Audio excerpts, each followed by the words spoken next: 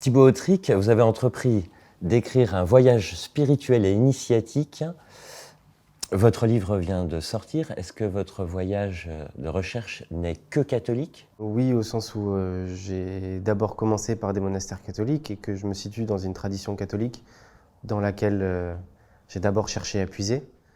Et puis non, pour deux raisons. D'une part, je n'ai pas que visité des monastères catholiques. Enfin, quand je dis visiter, je ne suis pas allé que dans des monastères catholiques, mais aussi au Mont Athos, donc dans des monastères orthodoxes. La seconde raison qui fait que c'est pas qu'un pèlerinage catholique, c'est qu'au fond, ce que je cherchais pendant cette année, certes, c'était à discerner sur la question de la vocation monastique, mais au fond, c'était de faire l'expérience de Dieu.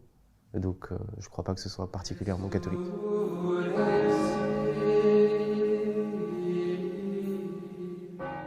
Et est-ce que vous vous êtes dit, ça fait longtemps que je pense à devenir moine, et cette fois je vais prendre un an pour visiter des monastères et vérifier si vraiment je veux devenir moine? C'est exactement comme ça que ça s'est déroulé. Au début de l'adolescence, déjà, j'avais été très frappé par la lecture des apophthegmes des Pères du désert. Donc, ces écrits très courts, ces petites histoires des premiers moines. Et j'étais tombé sur un livre de ces apophthegmes chez mes parents. Et j'avais été vraiment bouleversé. Et je m'étais dit, mais en fait, vous me permettez l'expression, ces mecs, c'est des fous. Ils sont ivres, mais d'un truc qu'on ne comprend pas. Ça m'a travaillé beaucoup. Et pendant mes études, j'ai fait très souvent des retraites dans des monastères, notamment au Barou, où je suis retourné, mais dans d'autres monastères. Et je sentais ce désir grandir. En même temps, je voulais quand même finir mes études. Et effectivement, quand ces études ont été finies, je me suis dit, ben, il y a un moment où il faut arbitrer, étymologiquement, il faut discerner, quoi. Il faut prendre le temps de savoir où aller. Et c'était vraiment le but de cette année, un an de pause pour répondre à cette question. Et vous avez commencé par la Provence, par le monastère du Barou. Oui.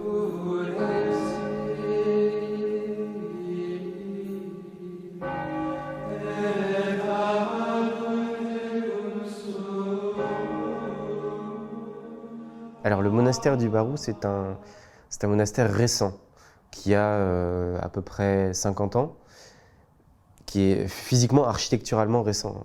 Il a été construit donc il y a peu d'années, mais qui en fait est magnifique, qui a pris des décennies à être construit et qui a été construit selon un style traditionnel. Vous êtes resté combien de temps au monastère du Barou? Un mois. Un mois, je m'étais mis d'accord, on s'était entendu avec le prieur pour donner ce mois pour discerner. Habituellement, c'est plutôt 3 semaines, et j'avais souhaité rester un petit peu plus longtemps, et ça avait été accepté. Très vite, les fantasmes d'un monachisme idéalisé, où je me disais que je serais bien dans ma bure noire à suivre une règle et à vivre dans cette communauté que j'aimais et que je connaissais, et bien, je me suis très vite rendu compte que ça n'allait pas. Je ne m'en suis pas rendu compte tout seul, parce que dans ces cas-là, il y a des moines, en particulier un moine qui accompagne, et qui lui aussi a vu au bout de 10 jours que cette vie ne me convenait pas. Et il a eu la sagesse de me dire que sur ces choix-là, sur ces discernements, il fallait être très réaliste, et qu'on ne pouvait pas tenir à la force du poignet, par pure volonté. Et que même si le désir était là, parfois il y a des éléments, ça peut être des tout petites choses, hein, le besoin d'aller courir la campagne au bout de 2 jours quand les offices vous pèsent, et ben en fait, ce sont des éléments très concrets qui sont aussi là pour guider dans le discernement. Les événements sont nos maîtres, comme disait saint Ignace de Loyola. Je crois que c'est très vrai. Il y a un moment où il y a l'émotion intérieure quand même, et les événements qui parlent et qui sont là pour aider à discerner. Vous aviez un tourment intérieur, vous ne vous sentiez pas en paix pendant ce séjour, mais vous trouviez de la paix la nuit durant les offices, ceux de 3h30 du matin? Oui, alors le Barou est un des rares monastères à être resté sur un ancien rythme, enfin le rythme traditionnel si l'on peut dire, avec un office en plein milieu de la nuit, l'office de matine, qui dure à peu près entre 1 heure et 2 heures les jours de fête. Et parole de moine, en fait c'est souvent l'office le plus beau, le plus dur, mais le plus beau, parce que d'une part, parce qu'il est dur, c'est celui qui empêche les moines de tomber dans une routine de vieux garçons. On pourrait se dire, ils ont leur office, l'aude, prime, sexe, etc., bien rythmé. Au fond, ce sont des retraités avant l'heure. Et cet office de la nuit, qui est dur, que ce soit à 25 ans ou à 50 ans ou à 70 ans, c'est ce qui les empêche de mal vieillir. Deuxièmement, l'église du Barou est magnifique. Et dans la pénombre de l'église, alors qu'on sait que tout dort, la nature, le monde, c'est magnifique de prier dans ce silence. Un des moines du Barou me disait, quand je me lève, je sais que c'est l'heure la plus terrible. Parce que 3h30, c'est l'heure où les sorties de boîtes de nuit commencent, où il y a les comas éthyliques, beaucoup de suicides dans la nuit, etc. Il dit, quand j'ai du mal à me lever, je me remets ça en tête. Et je me dis que c'est là qu'est mon boulot, en fait. C'est là qu'est mon boulot. Au moment où les drames se vivent, moi, je me lève avec mes frères et je vais prier dans la chapelle. Et alors, ça peut paraître grandiloquent, mais je trouve qu'il y a quelque chose de cosmique, d'une salvation cosmique, là où tout s'écroule, où le monde soit dort, soit tombe dans les plus bas péchés, plus grandes douleurs. Et ben, il y a des hommes qui se tiennent debout dans la nuit et je trouve ça formidable. Vous citez la présence cosmique, l'ascension de la présence de Dieu, avec la présence d'immensité. C'est ce que vous avez ressenti dans la nuit au monastère? Oui, on peut dire les choses comme ça. Dans la nuit et puis dans les collines, un attachement assez viscéral à la nature et en tout cas à la Provence que j'aime beaucoup. Je suis un fervent admirateur de Jean Giono. Et quand parfois l'église m'oppressait, j'avais besoin de foutre le camp dans les collines. Pas toujours de façon très correcte, je le dis avec humour, mais normalement il y a une clôture dans les monastères, on doit rester dans la clôture, même si le jardin est immense. Et en fait, il y a des moments où j'en pouvais tellement plus que je sautais par-dessus les clôtures et j'allais me balader 2 heures dans les forêts. Pour finir sur ce premier arrêt au monastère en province, vous en avez tiré quand même quelques petites leçons avant de poursuivre vers la Grande Chartreuse, où vous êtes allé également. Cette présence de Dieu que vous avez trouvée, c'est elle que vous recherchiez en allant au monastère, et vous l'avez rencontrée d'une certaine manière au monastère du Barou. Est-ce que j'ai rencontré cette présence au Barou? C'est une question très difficile. J'ai des visages qui m'ont marqué. En fait, je pense qu'il faut prendre la question un peu différemment. Ma grande crainte, comme beaucoup de chrétiens, à vrai dire, c'était je pense, de perdre la foi. Mais en fait, à la limite, de perdre la foi par excès, c'est-à-dire de me dire, bon, rationnellement, ok, c'est fini pour moi. Ça ne me gênait pas.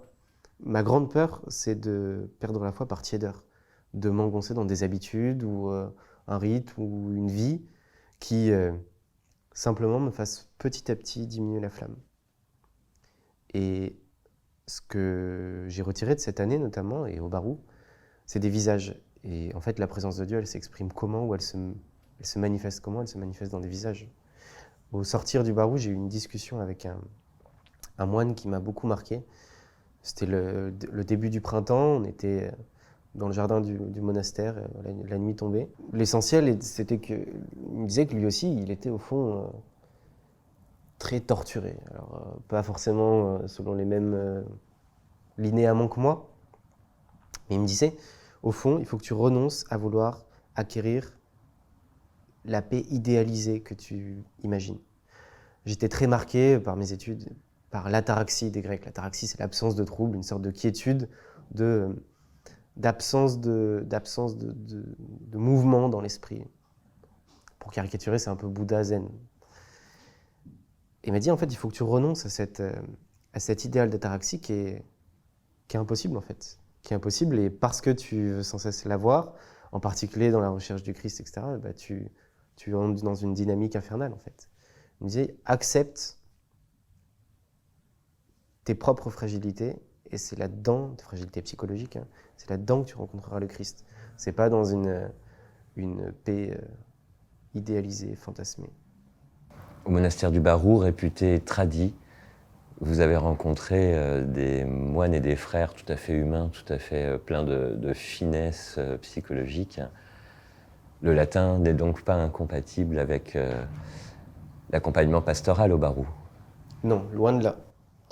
Loin de là, c'est difficile de parler de cette question-là avec les tensions en plus qui ont réémergé suite à Traditiones Custodes, donc le dernier motu proprio du pape, qui a un peu complexifié les choses.